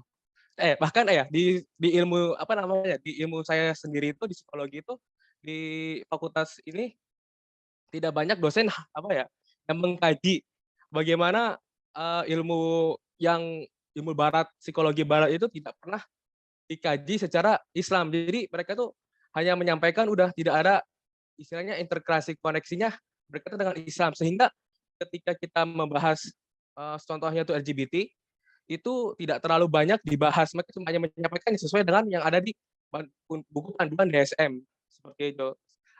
Mungkin dan itu aja sih, Tat. Mungkin minta sarannya biar agak saya tuh tetap istiqomah ke depannya. Itu aja sih. Istiqomah mungkin dan sampai lulus gitu mungkin apa yang saya lakukan gitu aja sih, Tat. Sekian. Baik, memang sekarang itu situasinya sedang serba tidak ideal ya. Itu Allah sedang menguji kita semua bersama-sama di mana-mana itu dengan situasi itu. Nah, dalam situasi seperti itu memang yang menjadi prioritas adalah tentang bagaimana kita belajar Islam yang benar, dengan tujuan yang benar, dengan orientasi yang benar dahulu gitu kan ya. Nah, tentu kalau yang begitu itu memang eh, tidak tersedia di banyak kampus. Malah sebaliknya bisa jadi bisa didapatkannya di model-model ngaji tradisional, ya, dengan ngaji kitab satu ke ngaji kitab yang lain, dari tempat satu ke tempat yang lain, dari ustadz satu ke ustadz yang lain, yang mungkin sebagiannya itu sudah ada online-nya juga sebetulnya kan, itu satu. Terus kemudian setelah belajar yang benar itu, kita memang perlu mendisiplinkan diri. Anak-anak muda itu kan sebetulnya kan situasinya kan begini, secara pengetahuan masih terbatas, secara pengalaman juga masih terbatas, kemudian gejolak syahwatnya masih kuat, gejolak amarahnya masih kuat, dan yang perlu dilakukan oleh anak muda itu adalah serius belajar, mendisiplinkan diri, menguatkan ibadah, dan membentuk akhlak. Sebenarnya kan anak muda kan pentingnya kan di situ aja sebetulnya. Ya, karena kecenderungan anak muda itu ya tadi merasa sok tahu ya, karena mereka diberikan kecerdasan, apalagi di zaman sekarang itu kan zaman sok tahu. Karena apa namanya? Arus gelombang informasi itu terlalu besar. Sampai orang tidak bisa membedakan antara ilmu dengan informasi. Dan menyangka bahwa informasi itu adalah ilmu. Padahal ilmu itu yang membedakan dengan informasi itu apa? Ilmu itu adalah informasi yang tersusun, yang memberikan makna, dan kemudian melekat secara kejiwaan dan berguna. Itu begitu. Jadi kalau dia hanya sekedar informasi, ya dengan harddisk saja, pinter harddisk. Tapi kalau dia menjadi gugusan bangunan makna yang melekat secara kejiwaan dan punya guna terhadap diri pemiliknya, itu baru ilmu gitu. Nah, itu perlu disiplin ya, disiplin belajar, membaca, mengulas ya, murojaah ya, termasuk kemudian disiplin mengamalkannya dalam ibadah-ibadah, menguatkan sholat, menguatkan doa, ya, termasuk disiplin dalam menata pribadi, lebih sabar, lebih ikhlas, lebih banyak hal. Jadi memang problem anak muda itu yang kedua. Kemudian yang ketiga adalah memang kondisi tidak ideal itu juga berpengaruh terhadap generasi para pendidiknya, para dosen-dosennya begitu ya. Dan karena memang bidang ilmu itu sudah sangat luas, ya sangat lumrah ketika ada banyak dosen yang tahu Islam, tidak tahu wawasan kontemporer, karena belajar Islam saja sudah capek, apalagi belajar wawasan kontemporer. Pun sebaliknya, belajar ilmu kontemporernya sudah capek, mau belajar Islam, waktunya terbatas. Lebih ketika sudah banyak bertugas sebagai dosen, apalagi dosen Indonesia itu kan, mohon maaf, dosen di Indonesia itu diposisikan ya oleh negara sebagai tukang ajar, bukan intelektual, bukan pendidik, tapi tukang ajar, bahkan bahasa kasarnya guru ngajar. Dalam kondisi menjadi tukang dan guru itu, kesempatan untuk refleksi, kesempatan untuk melakukan kontemplasi itu menjadi terbatas. Maka menjadi tidak ideal ketika dosen-dosennya di dalam situasi seperti itu, mereka tentu tidak seideal yang diharapkan. Nah, dalam kondisi seperti itu yang bisa kita lakukan ya saling mengingatkan, saling berdiskusi. Lagi dosen sekarang itu kan nggak model saklek seperti dulu kan. Yang penting kemampuan kita berargumen diasah, dibaikkan, begitu ya, kita sampaikan bagaimana begitu sehingga bisa bertukar pandangan. Dan memang, tapi ini butuh waktu ya. Kita perlu melatih diri untuk tidak sibuk memberikan judgement, memberikan labelisasi orang itu liberal atau apapun ya, tetapi lebih mengajukan husnudon yang ditopang oleh pemahaman yang kuat, yaitu bahwa orang ini punya problem pemikiran di sini. dan kita coba berargumen secara memadai di bagian yang memang tidak sesuai. Meskipun ada juga orang-orang yang memang bermasalah, sudah pribadinya bermasalah, pikirannya bermasalah. Itu dia. Nah, terus di antara cara-cara yang bisa berguna untuk memaksimalkan semua hal itu ya tentu doa ya. Doa itu senjata bagi orang-orang yang sudah tidak punya lagi upaya. Jadi bagi orang-orang yang upayanya terbatas itu doa itu senjata terakhir, itu dikuatkan. Yang kedua tadi ya disiplin diri itu memang hanya bisa dilakukan dengan apa? Memaksa diri. Apalagi kalau dalam teori belajar sekarang, learning by doing itu kan sebenarnya kan belajar lakukan itu sebetulnya kan persis dengan mempelajari ilmu mengamalkan. Disitulah malah sebetulnya ada keberkahan kan. Wa may yattaqillah yaj'al lahu makhraja. Yang lain wattaqullaha wa yu'allimukumullah. Barang siapa bertakwa kepada Allah, Allah akan berikan jalan keluar. Bertakwalah kepada Allah, maka Allah akan mengajarimu. Hal seperti itu harus kita pakai. Itu. Kemudian yang ketiga, membentuk komunitas-komunitas yang berkesadaran, yang waras. Gitu. Kalau kami di Bentala itu diskusi yang digulirkan bisa jadi saling mengingatkan, gitu ya, dengan isu-isu kontemporer dan sebagainya begitu. Bahkan LDK ini seharusnya tidak hanya sekedar lembaga, tapi komunitas berkesadaran begitu ya, yang punya kebudayaan, punya tradisi, ya, tadi tradisi mutakaroh, tradisi membaca, tradisi berdiskusi, ya itu perlu dihidupkan. Itu. Jadi bukan hanya sekedar formalitas saya anak LDK, tapi itu adalah lembaga yang memang punya punya intelektual capacity building lah ya. Jadi ada proses membangun kapasitas intelektual yang berkelanjutan yang ada di lembaga itu. Mungkin itu ya sekedar saranan yang mungkin berguna lah ya. Tuh, sebenarnya yang kedua ini ada pertanyaan di kolom chat itu ya tentang oksidentalisme ya. Istilah oksidentalisme itu memang istilah yang sebetulnya secara formal dipakai oleh Hasan Hanafi. Hasan Hanafi ini beliau sebetulnya menarik ya, beliau masuk ke dalam jajaran pemikir liberal Arab begitu ya, seorang mantan anggota Ikhwan, tapi beliau ya, tidak merasa keluar dari Ikhwan, tapi tentu orang Ikhwan tidak setuju dengan cara berpikir beliau begitu. Tetapi memang tadi beliau pemikir liberal ya, bermasalah, tetapi di dalam masalahnya itu pula dia sedang ingin memecahkan masalah, yaitu dia merumuskan yang namanya oksidentalisme itu. Tapi saya pribadi tidak banyak membaca tentang Hasan Hanafi ini, ya selain beberapa teks Arabnya juga tidak mudah, teks terjemahannya juga banyak yang kurang ideal begitu. Itu begitu. Adapun kalau buku, ya saya cuma bisa menyebutkan bukunya Hasan Hanafi itu ya. Adapun kalau buku tidak dengan judul khusus oksidentalisme, itu sebetulnya buku-buku Satu Sadi Insis itulah yang sebetulnya mengambil peran sebagai oksidentalisme. Ya, mereka Ustadz kita itu dididik oleh orientalis, tahu metodologinya orientalis, dipakai untuk menunjukkan kebenaran ajaran Islam dan kebesaran peradaban Islam. Itu begitu.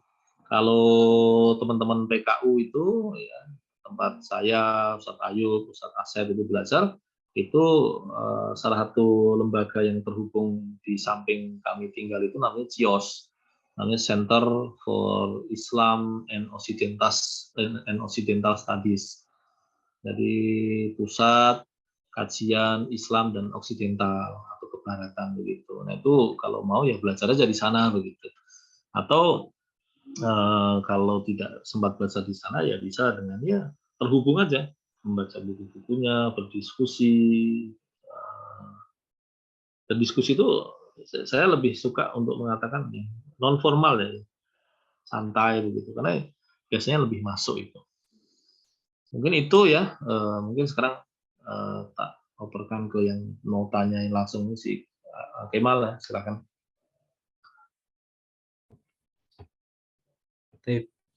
Mohon maaf, di sini ada dua penanya ya, yang Tyson ya, Aiger dan juga Zakia Ilma. Mungkin bisa ditampung dulu atau langsung Langsung dijawab? dua-duanya aja nggak apa-apa. Dua-duanya Oh silakan. iya, baik. Silakan. Bismillah. Jazakumullah khairan katsiran. Ustaz sudah diizinkan bertanya. Ada beberapa pertanyaan mungkin Ustaz yang ingin saya pertanyakan. Yang pertama, kan orientalis ini cukup berpengaruh ya dalam studi Islam gitu. Mungkin kita tahu beberapa karya orientalis mungkin seperti Ignaz Goldziher yang tadi Ustaz sampaikan, ataupun mungkin ya beberapa tokoh yang lain juga seperti George Makdisi dan berbagai macam tokoh lainnya mungkin. Nah, untuk kevaliditasan mungkin kevaliditasan berapa persen sih kita bisa percaya dengan buku yang kita baca ini, mungkin si hasil karya si orientalis ini, dan mungkin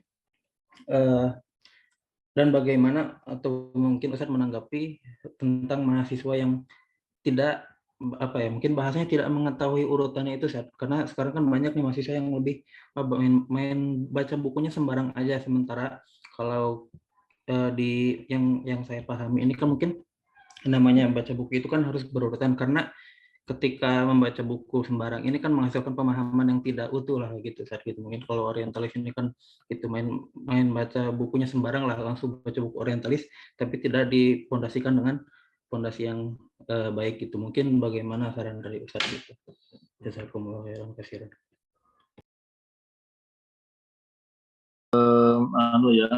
Ya itu kan situasi yang tidak bisa kita handle secara keseluruhan kan ya. Bagi orang-orang yang kita kenal dan bisa memberikan saran, apalagi bisa mengarahkan, ya kita arahkan saja. Gitu. Bagi orang-orang yang tidak bisa kita arahkan, ya sudah, jangan jadi beban pikiran kita. Nah, tinggal bagaimana lingkaran pengaruh itu diperluas, gitu kan. Membuat komunitas-komunitas atau lembaga-lembaga, itu kan salah satu tujuannya itu kan untuk memperluas pengaruh ya, untuk memperluas sentuhan kita kepada orang-orang, kelompok-kelompok, generasi-generasi yang memang jauh dari lingkaran asal kita gitu. Misalkan kalau saya dengan teman-teman Pendala itu membuat Pendala, harapannya kan bisa memperluas arahan itu kan sebetulnya, upaya untuk memberikan pengarahan, memberikan wawasan, memberikan nasihat itu bisa dilakukan dengan lembaga-lembaga itu. Nah, menurut saya sih begitu aja sih sebetulnya. Yang bisa kita handle ya di-handle, yang belum bisa ya kita cari kesempatannya, cari peluangnya begitu. Yang tidak bisa di-handle sama sekali ya sudah, nggak perlu kita jadikan beban pikiran, fokus pada yang bisa diterap aja. Wallahu a'lam. Oke, mungkin bisa lanjut ke Zakia, silakan. Baik, syukron Ustaz Anton dan moderator atas kesempatannya. Izin bertanya, untuk pertanyaan yang pertama adalah terkait dengan studi Islam. Tadi sempat disinggung bagaimana studi Islam di Barat maupun di Rusat Islamiyah juga di Timur itu seperti apa.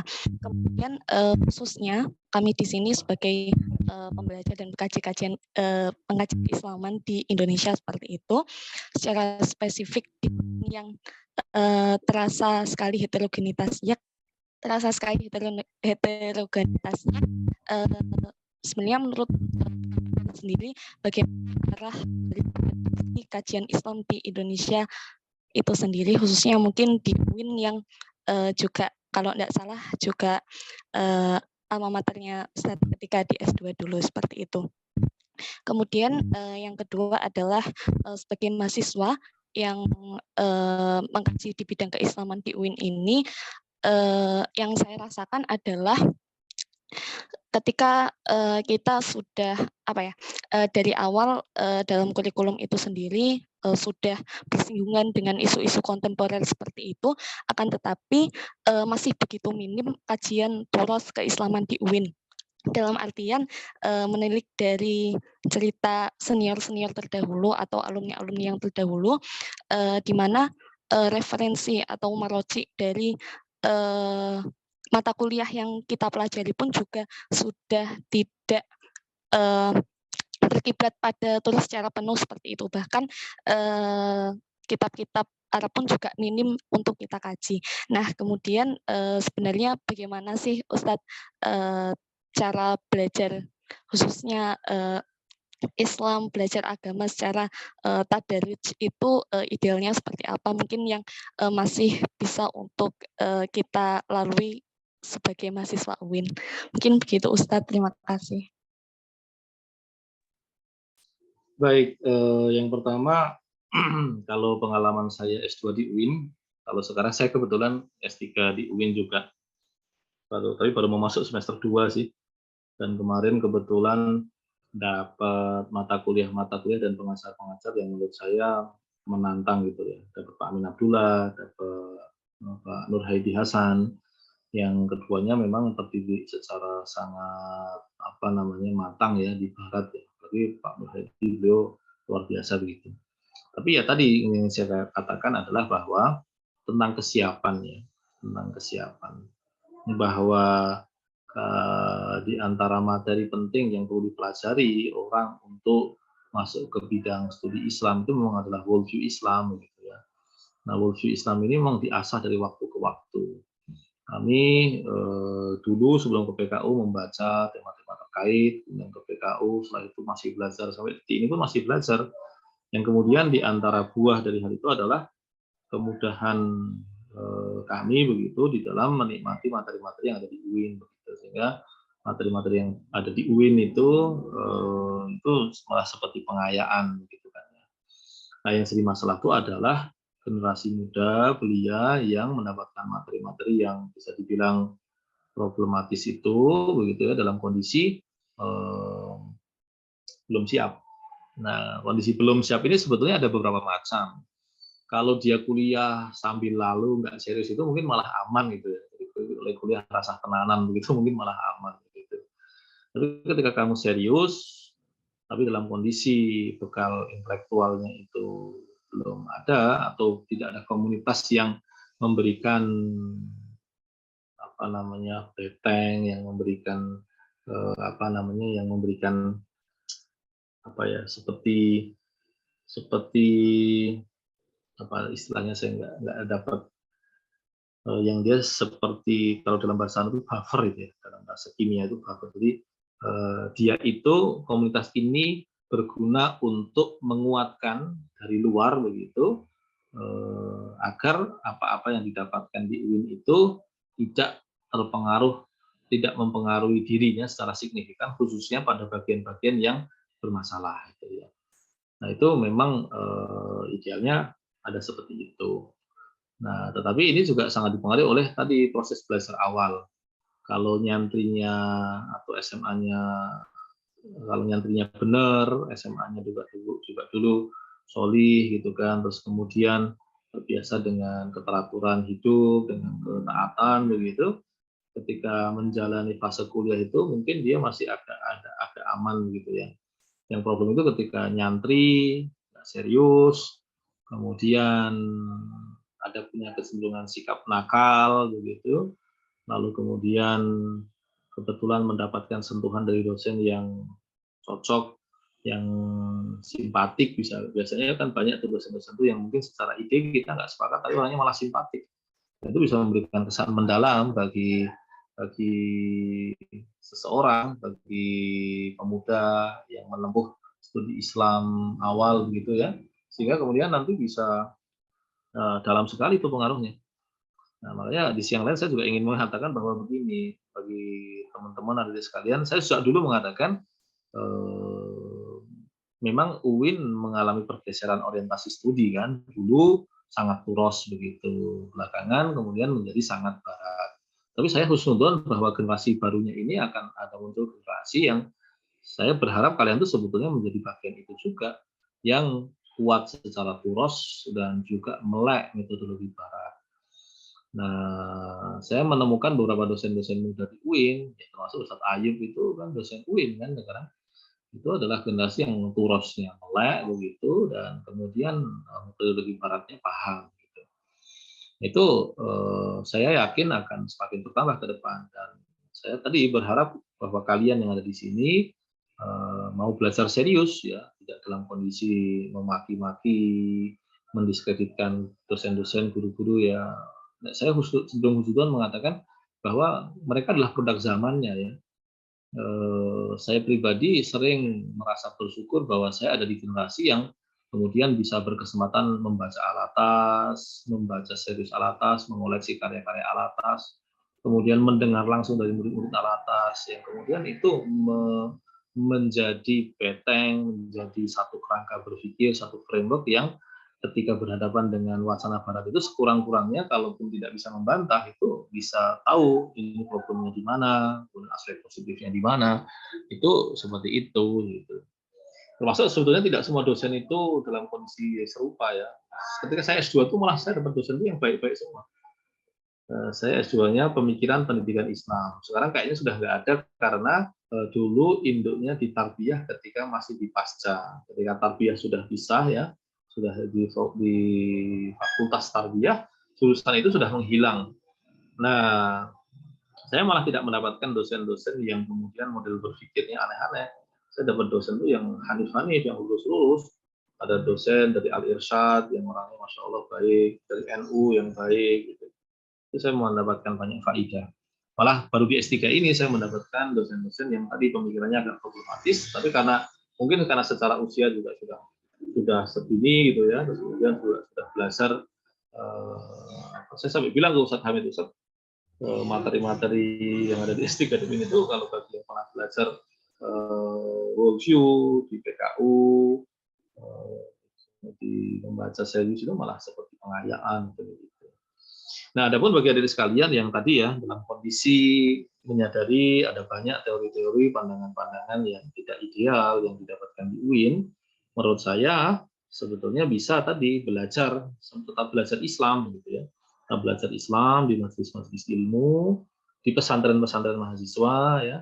Kami misalkan membuat pendala asrama mahasiswa itu kan harapannya adalah agar anak-anak yang dari bidang umum dia mendapatkan bekal studi Islam sehingga ketika mereka menjadi dosen ya mereka bisa mengoperasikan studi Islam yang mereka pelajari untuk memandu bidang-bidang ilmu yang mereka kuasai begitu, termasuk kemudian menampakkan keislaman mereka sebagai akademisi, sebagai aktivis dari kalangan dosen begitu ya, termasuk kalau mereka menjadi pemimpin begitu, pemimpin yang mereka ya kalau ngimami sholat itu ya bangun, kalau membaca teks-teks Arab itu sekurang-kurangnya tidak salah begitu kan, ya begitu saja. Tapi kalau bagi kalian yang ada di UIN ya bisa tadi nyantri atau di asrama ya kemudian tidak hanya sekedar merawat dan memupuk semangat, tetapi juga mengembangkan intelektualitas. Asrama mahasiswa yang di situ ada pelajaran rutin. Salah satu teladan itu contoh di Popung itu kan ada asrama, ada kontrakan-kontrakan teman-teman salafi. Mereka basisnya teknik, ya, tapi karena ketekunan mereka, kedisiplinan mereka, itu mereka kemudian belajar Islam serius, bisa baca kitab, dan sekarang menjadi ustadz-ustadz salafi. Misalkan Ustadz Abdul Tuasikal, saya tahu ketika beliau masih mahasiswa itu gimana itu tekunnya luar biasa. Ustadz Abdul Tuasikal itu kan misalkan dia orang jurusan teknik kimia UGM, kemudian di Saudi kimia polimer, tapi sembari ngaji karena bahasa Arabnya juga sudah dapat, akhirnya kitabnya bisa berkembang. Meskipun akhirnya fokus ke keustatannya ya. Tapi kalau di kedokteran UGM itu misalnya ada Mas Hakim. Mas Hakim itu beliau S3-nya di Leiden, tapi baca kitab. Saya masih ingat tuh dulu kalau nunggu sholat tuh beliau itu pasti baca kitab tuh sambil nunggu tomat baca kitab. Tapi sekarang sudah jadi dokter di bidang kedokteran gitu ya. Nah, membuat kontrakan-kontrakan yang di situ pelajaran keislaman itu dibentuk, kan nggak harus ustadz juga kan yang ngajar, bisa senior-senior begitu, atau nyantri di pesantren mahasiswa yang memang struktur kurikulumnya sudah rapi gitu ya. Misalkan ya sekurang-kurangnya untuk bekal keislaman lah ya, kalau tidak sampai ke pemikiran ya nggak apa-apa gitu. Darus Sholihat ya misalkan, lalu kemudian kalau laki-laki Darul Hiro, perempuan ada Asma Amanina misalkan, ada Budi Mulia, itu sekurang-kurangnya wawasan keislamannya berkembang lah ya, selain wawasan kontemporer yang didapatkan dari kuliah gitu. Nah, ya memang kalau dulu ada ma'had studi Islam yang kayak Ma'had Ali itu bisa, apalagi kalau orangnya disiplin ya, itu bisa mengayakan betul itu. Tapi sekarang malah sudah mulai tutup gitu, lembaga-lembaga itu. Agak sedih juga. Mungkin itu wallahu a'lam.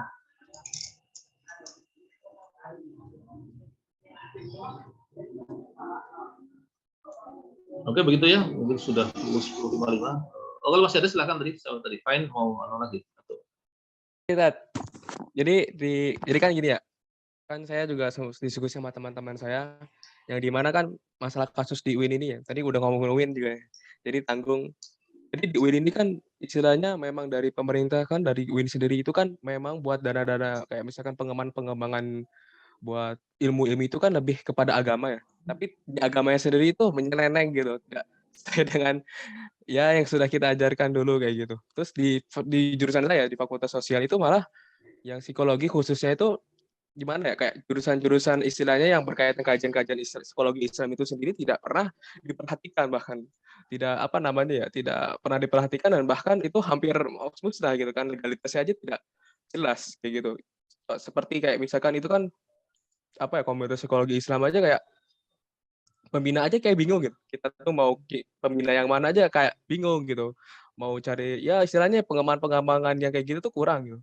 Dan bahkan di psikologi itu tuh menurutku tuh kayak bahkan kayak yang ngajar psikologi Islam sendiri itu bahkan basicnya bukan psikologi Islam, bukan peneliti dari psikologi Islam kayak gitu. Bahkan dia itu si dosennya itu malah psikologi pendidikan kayak gitu.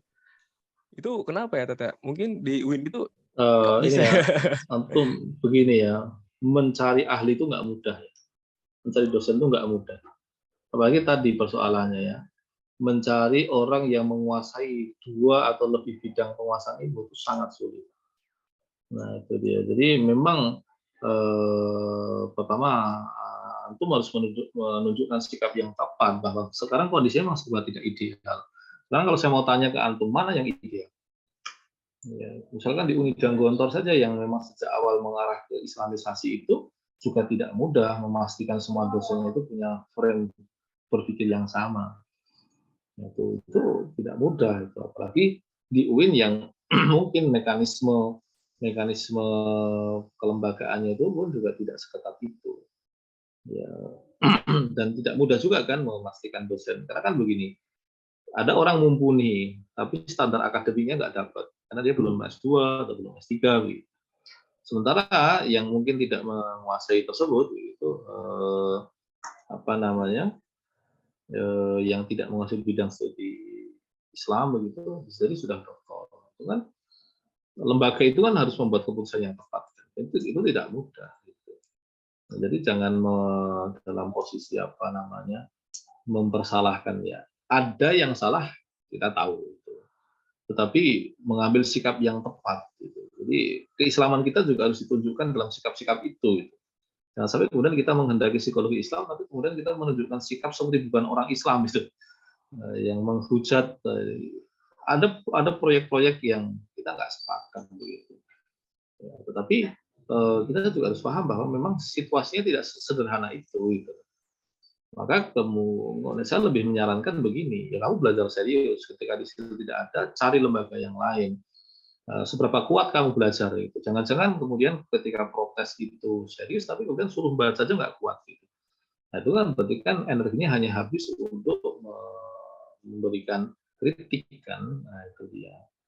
Nah itu saya lebih suka untuk kemudian ayo proaktif aja. Kalau kamu ingin ada situasi yang lebih baik, ya belajar serius. Nah, setelah habis itu kemudian kamu sekolah lagi.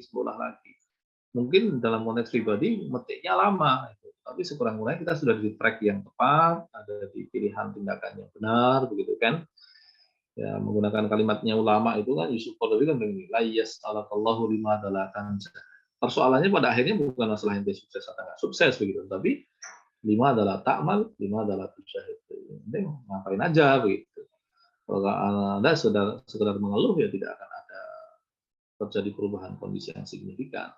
Jadi kalau antum belajar serius, kemudian menyatukan ya simpul-simpul komunitas-komunitas belajar yang punya komitmen yang sama, kalau kemudian mau menekuni bahasa Arabnya dikembangkan lagi sehingga bisa membaca teks-teks Arab, yang rumit-rumit, bahasa Inggrisnya dikembangkan sehingga bisa membaca buku apapun yang langsung. Itu menurut saya sikap itu yang lebih layak untuk dipertimbangkan dalam konteks kita bicara intelektualisme kan, dibandingkan sekedar protes-protes yang tidak sama sekali tidak mencerminkan tadi begitu. Bahkan kita majelisnya kan majelis pemikiran. Jadi kita bersikap sebagai orang yang menekuni pemikiran. Jadi berpikir, mencari mencari langkah-langkah yang tepat, mengumpulkan simpul-simpul komunitas yang sepaham, yang satu visi begitu, terus belajar serius. Jadi yang menurut saya harus terjadi. Itu sih menurut saya daripada tadi. Oke, mungkin begitu ya. Sebentar ini ada. Oke, baik. Itu saya kembalikan ke moderator. Silakan Saudari Arina. Baik, sekali lagi terima kasih kepada Ustadz yang telah menyampaikan jawaban-jawaban dari pertanyaan teman-teman tadi. Nah, mungkin sebelumnya saya ingin menyampaikan kesimpulan terlebih dahulu dari apa yang telah Ustadz sampaikan tadi. Jadi seperti yang kita tahu, tema kali ini ya ini terkait dengan kajian Islam di Barat atau dikenal dengan istilah orientalisme, di mana orientalisme ini merupakan tradisi mengkaji daerah Barat terhadap Timur begitu. Nah, tadi disampaikan oleh Ustadz ini antara lain seperti makna Islam, kemudian makna kajian Islam, selanjutnya ada juga makna Barat, makna orientalisme, sejarah orientalisme dan juga bidang kajian orientalisme.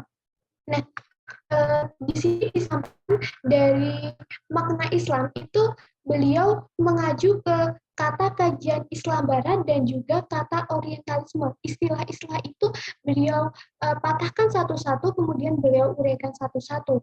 Yang kedua, selain makna Islam, beliau juga menyampaikan terkait makna kajian Islam itu sebenarnya apa. Nah, di situ ada yang dari segi dari pola pikir yang sempit, menengah, dan luas. Dan yang membedakan itu adalah kepentingannya begitu. Kemudian yang selanjutnya beliau sampaikan terkait makna Barat. Nah, Barat itu dilihat dari beberapa aspek, tidak hanya yang kita lihat bahwa Barat itu ya batas masyarakat Barat begitu, tidak. Nah, kemudian dari beberapa istilah tadi kemudian digabungkan dalam istilah orientalisme, di mana orientalisme itu adalah cara pandang manusia Barat tentang manusia Timur secara umum, yang Muslim secara khusus, yang berkembang menjadi tradisi kajian yang sangat canggih secara metodologis dan pendekatan. Kemudian dilihat dari pendekatan koleksi naskah, penguasaan bahasa, kemudian ketekunan. Nah, selain itu, dari istilah-istilah itu juga disampaikan terkait dengan sejarah orientalisme juga, bahwa orientalisme ini sudah dikenal atau memandang dari adanya penyerangan pasukan gajah di Mekah gitu. Kemudian di sini juga disampaikan terkait bidang kajian orientalisme itu apa saja, dan juga beliau sampaikan jawaban-jawaban dari pertanyaan teman-teman tadi. Nah, mungkin itu kesimpulan dari apa yang telah Ustadz sampaikan tadi. Sekali lagi kami mengucapkan terima kasih kepada Ustadz yang telah menyampaikan ilmunya kepada kita semua. Semoga bermanfaat untuk kita dan membawa berkah untuk Ustadz. Memasuki sesi kegiatan yang selanjutnya, yakni penutup. Nah, dalam sesi ini sebelumnya kami mohonkan donasi kepada yang bertugas, mungkin bisa dipersiapkan. Mungkin untuk teman juga bisa menghidupkan kamera ya, agar kegiatan terlihat lebih hikmat begitu. Silakan sesi dokumentasi. Ayo kawan-kawan semuanya dinyalakan kameranya. Mas Rahman.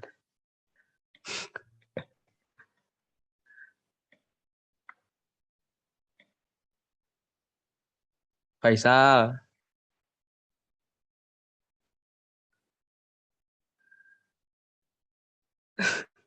Siapa lagi nih?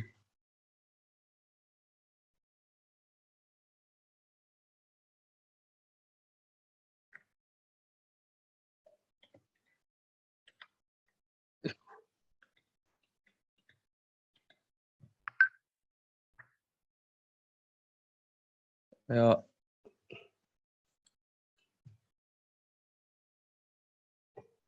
Slide pertama ya, kawan-kawan. 1, 2, 3. Lagi. 1, 2, 3.